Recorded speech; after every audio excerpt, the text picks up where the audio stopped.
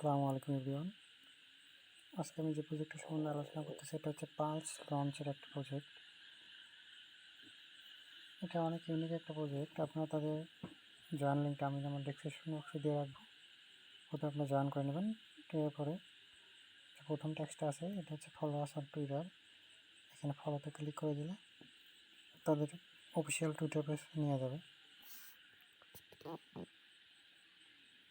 তো দেখতেই পাচ্ছেন তাদের অলরেডি 10,300 জন ফলোয়ার রয়েছে ভেরিফাইড। তো আমরা ফলো করে দিছি, এটাকে অবশ্যই ফলো করে দিতে হবে। এবার দেখুন আমরা কিছু পোস্ট দেখতেছি, কন্ট্যাক্ট অ্যাড্রেস আছে, এটা তাদের হচ্ছে বেস চেইনে। আপনারা তাদের এটা আরও পড়তে পারবেন।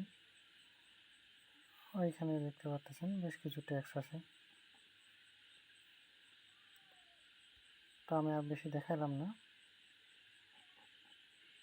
বেশ কিছু লাইক রিটুইট করে দেবেন। পরে ব্যাক আসার পর ডিরেক্ট ক্লেম করলেই আপনার ক্লেম হয়ে যাবে।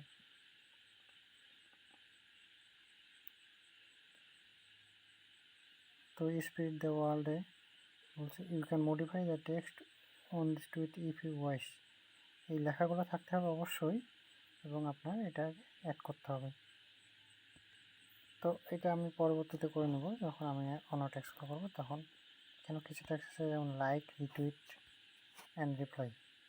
তো এই ট্যাক্সগুলো কীভাবে করতে হয় আমি দেখাই দিচ্ছি। এখানে আপনার প্রথমে লাইক করতে হবে, রিটুইট করতে হবে, দেন রিপ্লাই, দেন ট্যাক্সটা সাবমিট করে দিলেই সাকসেস হয়ে যাবে। একটা ট্যাক্স আছে টুইটের, একটা ট্যাক্স আছে আর্টিকেলে, একটা ভিডিও, এবং ডেইলি একটা মিমি বানাইতে হয়।